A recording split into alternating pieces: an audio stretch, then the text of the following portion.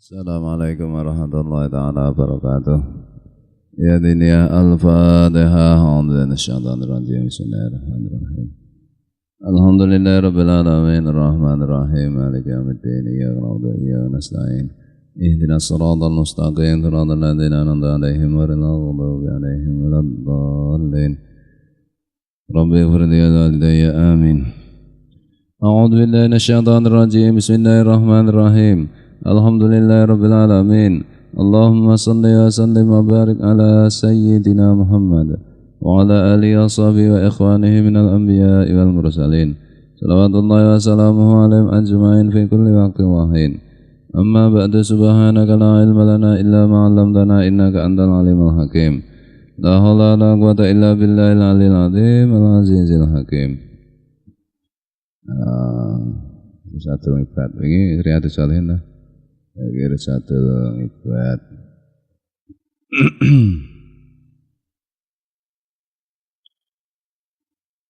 Apa? Khotimatan loh.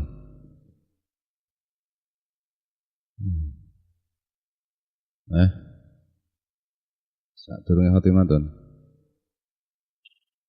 Durunge.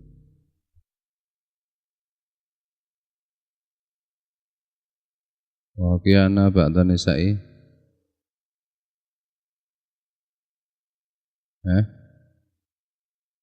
Sak bare.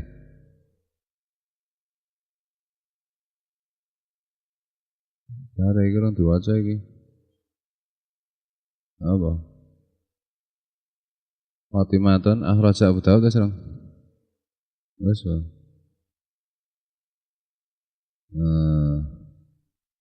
Wa Muslimun wa Muslimun dan Imam Muslim meriwayatkan la ayyajlisa ahadukum ala jamratin fatahraqa siyabahu fatakhlusa ila jildihi khairun lahu min ayyajlisa ala qabrin. Sungguh seandainya salah seorang di antara kalian duduk di atas bara api, kemudian bara api itu membakar bajunya, kemudian terus sampai ke kulitnya, yang demikian itu lebih baik untuknya dibandingkan kalau dia duduk di atas kuburan. Dia duduk di atas kuburan ini menduduki kijing gitu. Duduk di atas kijing ya. Nah, ahli warisnya bisa marah. Imam Muslim meriwayatkan bahwa Nabi pernah bersabda, sungguh seandainya salah seorang di antara kalian itu menduduki bara api, kemudian bara api itu membakar bajunya, kemudian terus sampai membakar kulitnya, yang demikian itu lebih bagus daripada kalau dia duduk di atas kuburan. Wa Ibnu Mandah nganil Qasim bin Humairata. Ibnu Mandah meriwayatkan dari Qasim bin Humairah. Qala Qasim mengatakan lan ato'ah ngala asnani rumyi, benar ya? Rumhi ya. Hatta tabida min qadami ahabbu ilayya min ato'a ngala qabrin. Wa inna rajulan wati'a ngala qabrin wa inna qalbahu layak zonu idan sami'au sautan minal qabri ilaika ghanni wala tu'dini. Qasim bin Humairah mengatakan, sungguh seandainya aku menginjak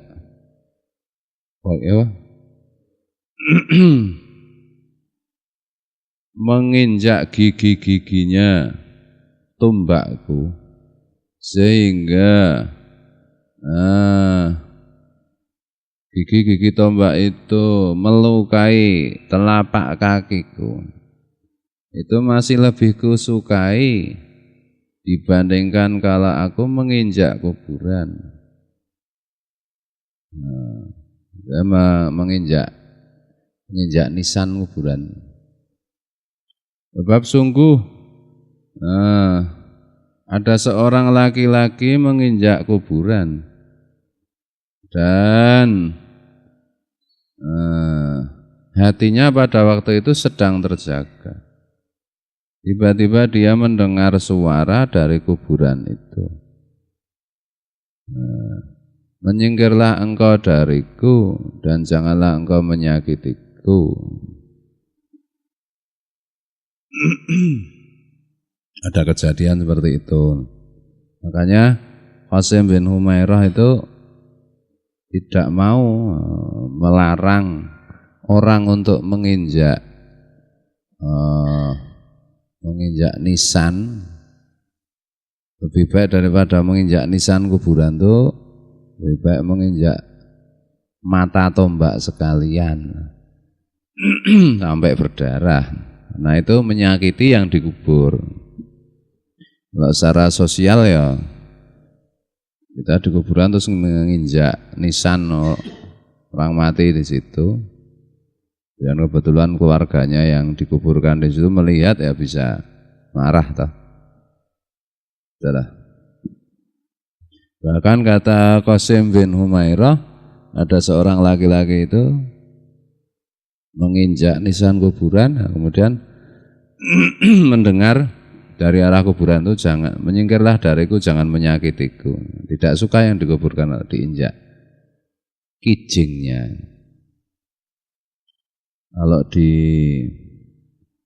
Jawa kan orang sejak dulu itu secara kultur itu budaya itu kan memang menghargai kuburan lah. Di kayak gini kelihatannya ya jarang sekali terjadi. Kalau mungkin di Arab sana ya bisa aja terjadi zaman dulu.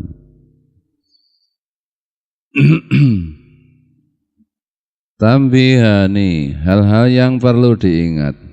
Ada dua hal yang perlu diingat. Ahaduma qala ashabuna. Yang pertama, salah seorang sahabatku berkata, sahabatnya Syekh Zainuddin Al-Malibari, penulis kitab Irsadul Ngibrat ini. Yahrumu as-salatu ila kuburil anbiya'i wal awliya'i wasyuhada'i wal ulama'i tabarrukan bidil qabri wa idzaman lahu wa iqatus siraji ngalal kuburi tabarrukan wa ta'dziman bihi wa in qalla. Salat itu haram dilakukan di kuburannya para nabi, para wali, orang-orang syahid dan ulama, yang tujuannya itu untuk mengambil berkah dari kuburan itu dan mengagungkan kuburan itu, dan juga menyalakan lampu pada kuburan itu untuk mengambil berkah dan mengagungkan kuburan itu meskipun lampunya sedikit. Jadi salah seorang temannya Syekh Zainuddin Al-Malibari mengatakan berpendapat seperti itu. Haram sholat di kuburannya para nabi, para wali, orang-orang syahid dan para ulama yang untuk tujuannya untuk mencari berkah dari kuburan itu dan mengagungkan kuburan itu dan menyalakan lampu di kuburan itu karena mencari berkah dan mengagungkan kuburan tersebut, enggak boleh, haram. Itu kuburannya Rasulullah ada lampunya, kuburannya para wali dikasih lampu terang benderang. Itu niatnya kan untuk memudahkan yang ziarah, membuat nyaman yang ziarah. Tapi kalau niatnya itu tabarukan, kemudian niatnya mengagungkan dengan cara menyalakan lampu, nah itu haram menurut sahabatnya Syekh Zainuddin Al-Malibari. Kalau di situ itu niatnya agar yang ziarah itu nyaman, terang, tidak takut, enak, nah, ya enggak apa-apa. Tergantung niatnya. Nah, kira-kira orang sing ziarah berarti ya pateni lampune ya. Ya, tapi kalau untuk enggak dipateni bagaimana ya kalau sewaktu-waktu ada yang ziarah. Wasaniha, ini pendapat loh. Pendapat itu boleh diterima, boleh tidak. Pendapat bahwa menyalakan sholat itu enggak boleh. Kalau sholat enggak boleh, ya kelihatannya semua ulama sepakat. Nah, sholat di kuburan itu memang enggak boleh. Sudah sepakat lah. Jadi intinya itu nanti dikhawatirkan orang itu menyembah kuburan, gitu. Dan yang berikutnya lagi intinya itu Rasulullah kan pernah bersabda, jangan menjadikan kuburanku sebagai arena hari raya, jangan untuk pesta pora, untuk bersenang-senang, gitu. Ya kan tidak masuk akal toh kalau masuk kuburan kok digunakan untuk bersenang-senang pesta pora. Berarti orang senang-senang pesta pora kan lupa kalau dirinya mau mati. Mau di kuburan kok. Loh. Kenapa Nabi sampai melarang itu? Ya mungkin saja tahu orang itu melakukan hal tersebut. Nah, anak-anak muda mungkin gitaran di kuburan, ya itu kan haram toh. Malah pacaran. Rembukan bisnis. Di kuburan kan enggak pantas. Nah kalau kita lihat kuburan kan harusnya kita ingat bahwa kita akan kapan saja akan mati. Kalau rembukan bisnis, rembukan itu kan ya enggak ingat apa-apa namanya. Apalagi gitaran. Gitaran lagunya tentang kematian semua ya ora apa-apa. Kamu sudah mati, lagunya ngono. Ya ora apa-apa untuk kelingan mati. Nek lagune itu ya yang lain ya. Di awalnya itu begitu, kenapa kuburan itu dilarang dikasih lampu macam-macam, nanti ndak untuk pesta pora.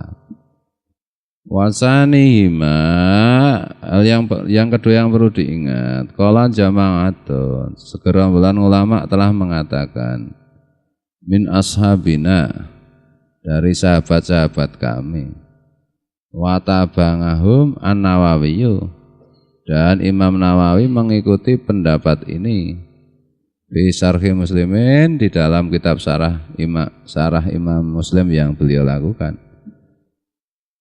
Bihurmatil julusi wal wat'i ngalal qabri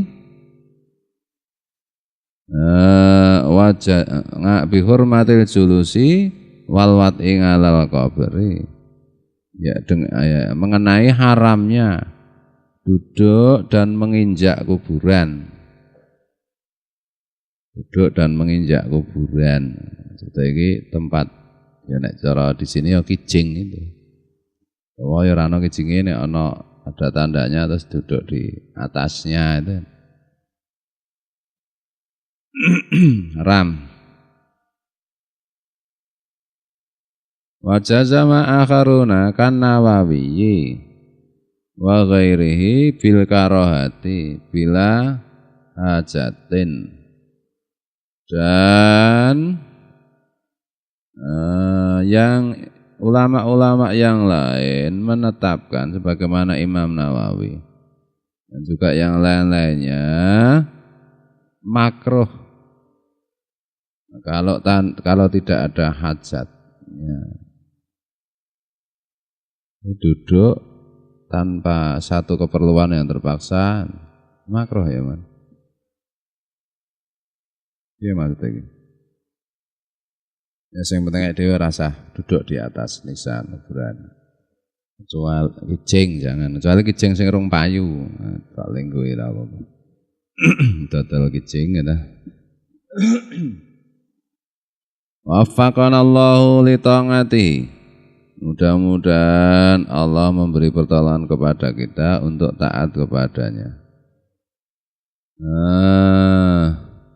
Wa anala anala terus ora wa ana lana ora wa anala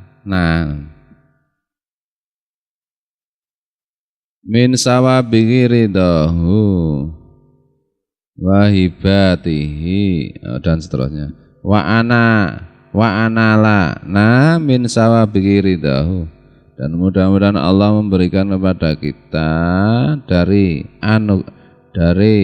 sempurnanya ridha Allah, wahibatihi, dan menjaga kita, ya, dan menghadiahi kita, wa anala min sabiridahu wa ibadi. Dan mudah-mudahan Allah memberi kita dari sempurnanya ridha dan hadiahnya. Wahamana min mujibati sukhtihi wa alimi ngukubatihi. Dan mudah-mudahan Allah menjaga kita dari hal-hal yang menyebabkan murkanya Allah dan dari sakitnya siksaan Allah. Amin. Bab zakati, bab tentang zakat. Allah Ta'ala berfirman, A'udzubillahi minasyaitonir rajim. Wa wailul lil musyrikin alladzina la yu'tuna zakata. Celakalah bagi orang-orang musyrik, yaitu orang-orang yang tidak mau berzakat. Sammahum al-musyrikin. Allah menyebut orang-orang yang tidak mau zakat itu dengan kata musyrik. Dia tidak mau zakat itu sama dengan musyrik. Celakalah orang-orang musyrik. Orang-orang musyrik itu apa? Orang-orang yang tidak mau zakat. Berarti kalau orang itu meskipun ngaku Islam, kalau tidak mau zakat, musyrik. Menyekutukan Allah dengan harta benda.